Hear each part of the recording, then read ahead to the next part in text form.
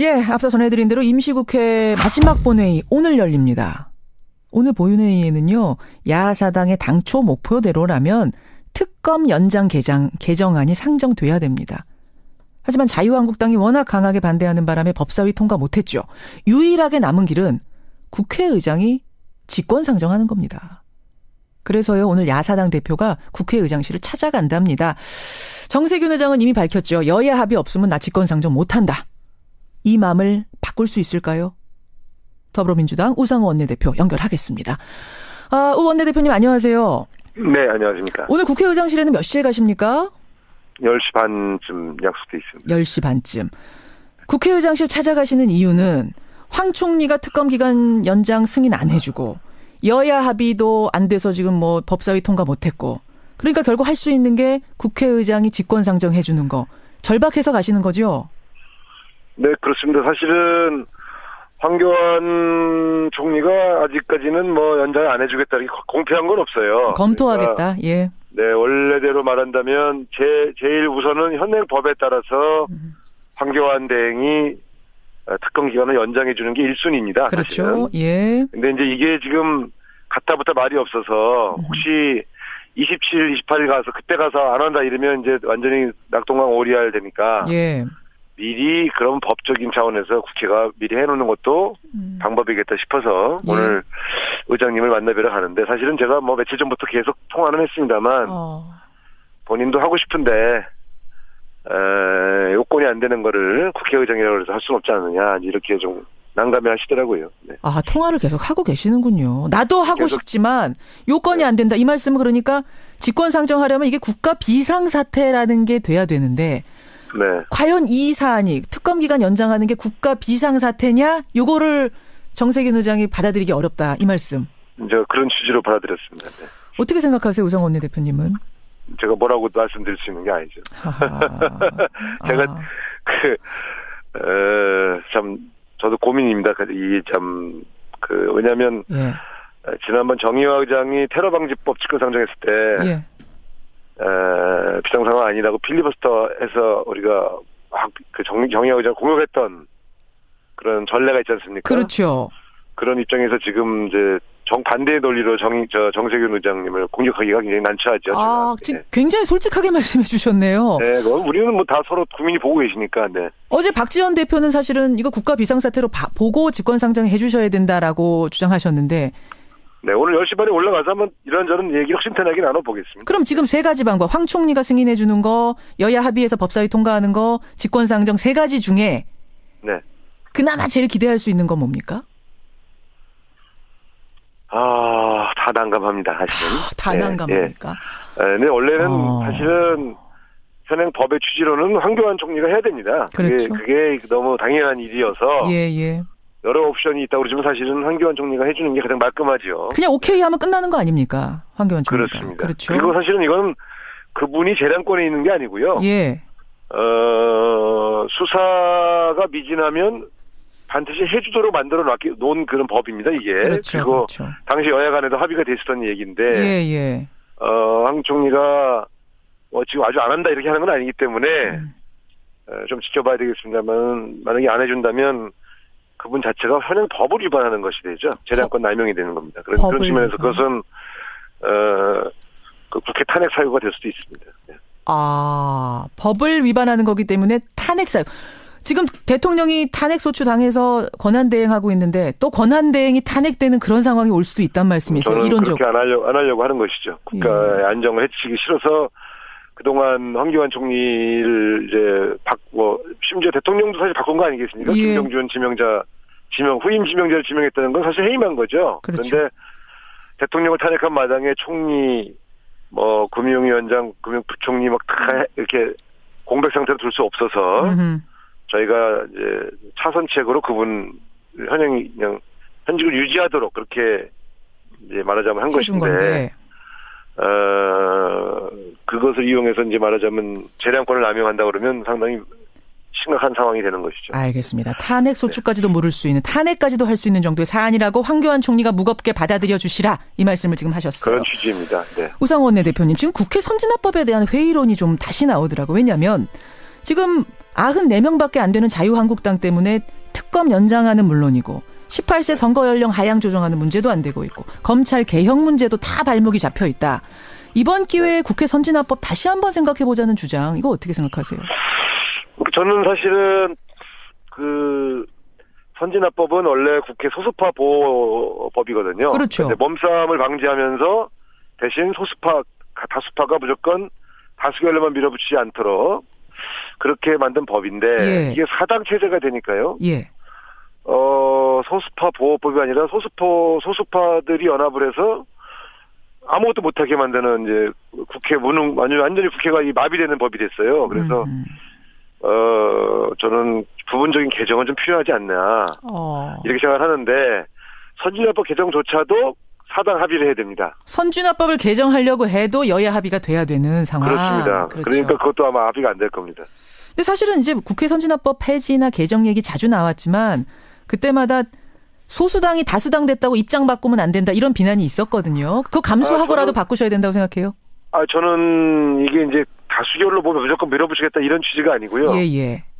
사당 중에 어느 당도 결정하지 못하는 이런 비율과 마비 상태는 이건 좀 문제가 있다. 예를 들어 양당 체제에서는 예. 다수당이 소수당한테 양보안을 내면서 서로 이렇게 주고받는 협상을 통해서 그래도 한 가지라도 해결할 수가 있는 일이 있었습니다. 예. 그런데 지금의 이 사당 체제는 사당 중에 어느 한 당이 돌아가면서 반대를 하면 나머지 세 당이 그 당에게 양보할 수 있는 방법이 없어요. 꿈쩍할 수 없는. 그러니까 사당 체제가 되면서 상황이 달라졌다. 이거는 국회가 완전 마비되는 그런 상황입니다. 그래서 그렇군요. 잘 보시면 알지만 사당 체제된 이후에 1월과 2월 사이에 쟁점 법안 중에 해결한 게 하나도 없습니다. 하나도 없습니다. 네, 근데 이게 왜 의지가 없냐, 왜 못하냐 이게 아니고요. 예. 협상은 벌써 한 20번 했습니다. 그런데 한 발짝도 나가지 못하는 구조입니다. 그래서 저는 다음에 어느 당이 대통령이 돼도 이런 국회 체제로는 아무것도 못한다. 이게 지금 제가 생각하는 가장 위험한 구조입니다. 네. 그럼 지금 국회 선진화법 바꾸는 개정하는 문제에 대해서는 자유한국당 빼고 나머지는 다 동의하고 있는 건가요? 다 그렇지도 않습니다. 또 그건 아니고. 이게 지금 알겠습니다. 정말 이 사당 시스템은 재앙이다, 재앙. 논의는 어떤 형태도 연정을 하지 않고서는 밖에서 보시는 것보다 더 심각합니다. 이 국회 사당 체제는. 재앙이란 표현까지. 어떤 분이 다당제를 하자고 그랬는지 정말 지금도 이해가 안 갑니다. 그죠. 그 정도로. 정말 이거는 국회가 아주 마비 상태입니다. 재앙이다, 재앙. 재앙이란 표현까지. 알겠습니다. 논의 테이블에 반드시 올려야 된다는 우상호 원내대표의 강한 입장 확인을 했고요. 하야 얘기 좀 해보죠. 지금 바른정당하고 자유한국당, 그러니까 범여권에서는 박근혜 대통령이 자진하야하는 게 옳다. 탄핵 심판 결론 나기 전에 자진하야하는 게 옳다. 왜냐하면 이런 식으로 탄핵 심판이 나고 나면 반대 세력이든 찬성 세력이든 한쪽은 굉장히 분노하게 될 거고 국민적인 갈등, 국론 분열, 후폭풍이 어마어마할 거다. 어떻게 생각하십니까? 그게 원래 더불어민주당의 입장이었습니다. 무슨 말씀이세요? 작년 10월달, 11월달에 아주 초반에 일관되게 저희 더불어민주당이 주장한 게 탄핵까지 가지 말고 대통령이 하야하든가 이선 후퇴하라. 그래서 그렇게 결정을 해주면 국회에서 총리를 추천해주겠다 이렇게 했던 거 아닙니까? 예. 근데 대통령이 거부한 거 아닙니까? 그렇죠. 근데 이제 곧 탄핵 결정이 내려질 판에 이제 와서 갑자기 그런 해묵은 얘기를 꺼내는 저희를 제가 잘 모르겠습니다. 저희가 뭘까요? 물론 그분들은 엄청난 국론 분열과 국민 갈등을 해소하고자 한 마음이 있겠지만 그러면 그런 걸 공개적으로 해야 할 게 아니라 대통령을 설득하든가 그렇게 해서 그 갈등을 최소화하기 위한 방법으로 가져왔다면 몰라도 지금은 이제 대통령이 아무 생각이 없는데 지금 와서 그런 얘기를 꺼내는 건 오히려 그것이 더 혼란을 가중시키지 않겠습니까? 특히 박근혜 대통령이 자연인으로 들어갔을 때의 사법 처리를 막을 생각으로 제안하는 거라면 저는 그건 정말 택도 없는 소리다 이렇게 합니다. 택도 없는 소리다. 알겠습니다. 더불어민주당 우상호 원내대표. 당 얘기 좀 해보죠. 지금 민주당 경선 선거인단 모집 성황리에 되고 있죠? 네, 어제부로 70만 명을 넘었습니다. 70만 명. 문재인 후보 독주에 안희정 후보가 추격을 하면서 흥행이 이렇게 일어나고 있다는 얘기인데 전에 우상호 원내대표가 그러셨어요. 안희정 지사 지지율이 20% 돌파하면 경선 결과 알 수 없다. 네. 그 분석은 지금도 유효합니까? 그렇습니다. 이제 이 20%대 지지율이라는 게 사실상 일종의 마의 벽 같은 거거든요. 예, 예. 그러니까 저는 우리 문재인 후보께서 30% 중반대까지 확 치고 올라가시는 것도 경이롭고요. 예.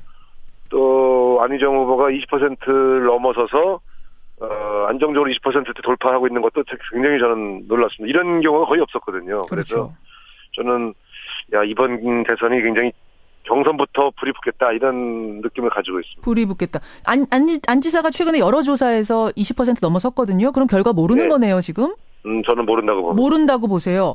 네. 근데 최근에 안 지사가 박 대통령도 선한 의지로 좋은 정치하려다가 이렇게 된 거다. 이른바 선한 의지 발언했다 큰 논란됐는데 이거 좀 타격받지 않겠습니까? 예, 부분적인 타격이 있을 겁니다. 예. 그 선한 의지 발언은 어떻게 해석하세요? 그러니까 얼른 사과했잖아요. 얼른 사과했죠. 예, 사과는 했지요. 예, 예. 사과했다는 거는 실수했구나라고 인정한 거죠. 네. 실수라고 제가 볼 때는 보십니까? 명백히 실수죠. 명백한 실수.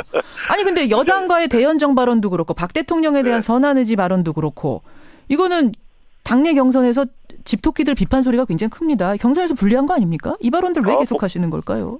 본인이 선택해서 가는 거를 제가 뭐라고 하겠습니까? 다 경선 전략 아니겠습니까? 그러니까 우리는 불리하다고 볼 수도 있지만 예. 본인은 뭐 그렇게 해도 무방하다 하고 가는 거겠죠. 네. 그럼 이거 전략적으로 다 하시는 거예요? 다 계산해서? 왜 저한테 물어보세요? 그러게요. 제가 얘기하다 보니까 이상하네요. 어쨌든 20% 돌파하는 순간 지금 경선의 결과는 아무도 모른다. 그 생각은 여전히 유효하다는 지금부터 안희정 후보가 새로운 돌파 어떤 아젠다를 만들어야 됩니다. 이제 대연정이니 무슨 선한 의진 이런 쪽 얘기만 계속하면은 지지율이 더 오르기는 어렵죠. 더 오르긴 어렵다. 알겠습니다. 경선 지켜보겠습니다. 여기까지 말씀 듣죠. 고맙습니다. 네, 감사합니다. 요건이 안 된다. 이 말씀은 그러니까 직권 상정하려면 이게 국가 비상사태라는 게 돼야 되는데 네. 과연 이 사안이 특검 기간 연장하는 게 국가 비상사태냐? 요거를 정세균 의장이 받아들이기 어렵다. 이 말씀. 이제 그런 취지로 받아들였습니다. 네. 어떻게 생각하세요, 우성 원내대표님은? 제가 뭐라고 말씀드릴 수 있는 게 아니죠. 제가 참 저도 고민입니다. 왜냐하면 지난번 정의화 의장이 테러방지법 직권상정했을 때 비상상황 아니라고 필리버스터해서 우리가 정의화 의장 공격했던 그런 전례가 있지 않습니까? 그렇죠. 그런 입장에서 지금 이제 정반대의 논리로 정세균 의장님을 공격하기가 굉장히 난처하죠. 굉장히 솔직하게 말씀해 주셨네요. 네, 우리는 뭐 다 서로 국민이 보고 계시니까. 네. 어제 박지원 대표는 사실은 이거 국가 비상사태로 보고 직권상정해 주셔야 된다라고 주장하셨는데. 네, 오늘 10시 반에 올라가서 한번 이런저런 얘기 혁신탄하게 나눠보겠습니다. 그럼 지금 세 가지 방법, 황 총리가 승인해 주는 거, 여야 합의해서 법사위 통과하는 거, 직권상정 세 가지 중에 그나마 제일 기대할 수 있는 건 뭡니까? 다 난감합니다, 사실은. 다 난감합니까? 네, 원래는 사실은 현행 법의 취지로는 황교안 총리가 해야 됩니다. 그렇죠. 그게 너무 당연한 일이어서. 여러 옵션이 있다고 그러지만 사실은 황교안 총리가 해주는 게 가장 말끔하죠. 그냥 오케이 하면 끝나는 거 아닙니까? 황교안 총리가. 그렇습니다. 그렇죠. 그리고 사실은 이건 그분이 재량권에 있는 게 아니고요. 수사가 미진하면 반드시 해주도록 만들어 놓은 그런 법입니다, 이게. 그렇죠, 그리고 당시 여야 간에도 합의가 됐었던 얘기인데, 황 총리가 지금 아주 안 한다 이렇게 하는 건 아니기 때문에 좀 지켜봐야 되겠습니다만, 만약에 안 해준다면 그분 자체가 현행 법을 위반하는 것이 되죠. 재량권 남용이 되는 겁니다. 그런 측면에서 그것은 국회 탄핵 사유가 될 수도 있습니다. 네. 법을 위반하는 거기 때문에 탄핵 사유. 지금 대통령이 탄핵소추 당해서 권한대행하고 있는데 또 권한대행이 탄핵되는 그런 상황이 올 수도 있단 말씀이세요. 저는 이론적으로. 그렇게 안 하려고 하는 것이죠. 국가의 안정을 해치기 싫어서 그동안 황교안 총리를 심지어 대통령도 사실 바꾼 거 아니겠습니까? 김병준 후임 지명자를 지명했다는 건 사실 해임한 거죠. 그렇죠. 그런데 대통령을 탄핵한 마당에 총리, 금융위원장, 금융부총리 다 이렇게 공백 상태로 둘 수 없어서 저희가 이제 차선책으로 그분 현직을 유지하도록 그렇게 이제 말하자면 한 것인데, 그것을 이용해서 이제 말하자면 예, 앞서 전해드린 대로 임시국회 마지막 본회의 오늘 열립니다. 오늘 보윤회의에는요, 야사당의 당초 목표대로라면 특검 연장 개정안이 상정돼야 됩니다. 하지만 자유한국당이 워낙 강하게 반대하는 바람에 법사위 통과 못했죠. 유일하게 남은 길은 국회의장이 직권상정하는 겁니다. 그래서요, 오늘 야사당 대표가 국회의장실을 찾아간답니다. 정세균 의장은 이미 밝혔죠. 여야 합의 없으면 나 직권상정 못한다. 이 마음을 바꿀 수 있을까요? 더불어민주당 우상호 원내대표 연결하겠습니다. 우 원내대표님 안녕하세요. 네, 안녕하십니까. 오늘 국회의장실에는 몇 시에 가십니까? 10시 반쯤 약속돼 있습니다. 10시 반쯤. 국회의장실 찾아가시는 이유는 황 총리가 특검 기간 연장 승인 안 해주고 여야 합의도 안 돼서 지금 뭐 법사위 통과 못했고 그러니까 결국 할 수 있는 게 국회의장이 직권상정해 주는 거. 절박해서 가시는 거죠? 네, 그렇습니다. 사실은 황교안 총리가 아직까지는 뭐 연장을 안 해주겠다 이렇게 공표한 건 없어요. 검토하겠다. 그러니까 예. 네, 원래대로 말한다면 제일 우선은 현행 법에 따라서 황교안 대행이 특검 기간을 연장해 주는 게 1순위입니다. 그렇죠. 사실은. 예. 근데 이제 이게 지금 갔다부터 말이 없어서 혹시 27일, 28일 가서 그때 가서 안 한다 이러면 이제 완전히 낙동강 오리알 되니까. 예. 미리 그런 법적인 차원에서 국회가 미리 해놓는 것도 방법이겠다 싶어서 예. 오늘 의장님을 만나뵈러 가는데 사실은 제가 뭐 며칠 전부터 계속 통화는 했습니다만 본인도 하고 싶은데 요건이 안 되는 거를 국회의장이라고 해서 할 수는 없지 않느냐 이렇게 좀 난감해 하시더라고요. 네.